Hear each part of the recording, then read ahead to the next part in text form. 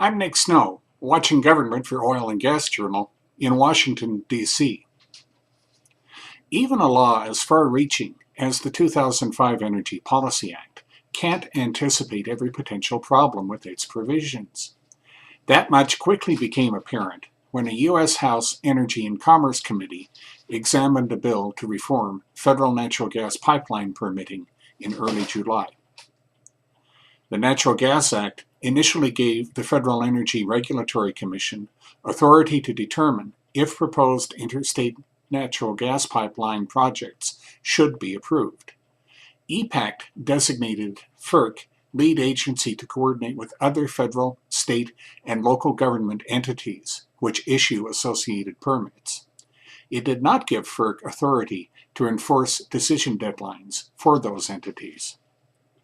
H.R. 1900, which Representative Mike Pompeo, a Republican from Kansas, introduced on May 9th, would establish a 12-month deadline for FERC to approve or deny a gas pipeline certificate request.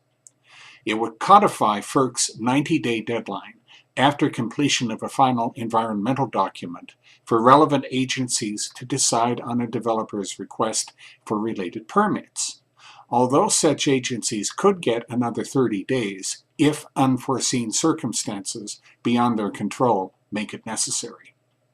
Finally, it would deem a permit effective if an agency did not respond within the required period. The timeline adds, quote, an admirable level of accountability, end quote, for the agencies involved in FERC's pipeline application process, Commissioner Philip D. Mueller told the Energy and Power Subcommittee on July 9th.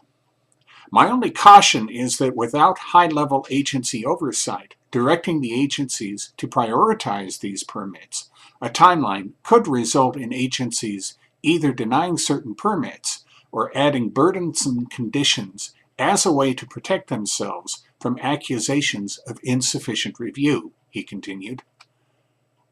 Vigilant oversight of resource agency actions will be necessary if these requirements become law, Mueller suggested.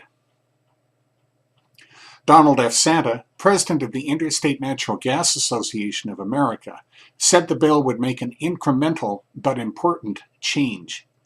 That does not mean bypassing or shortchanging the National Environmental Policy Act, he emphasized.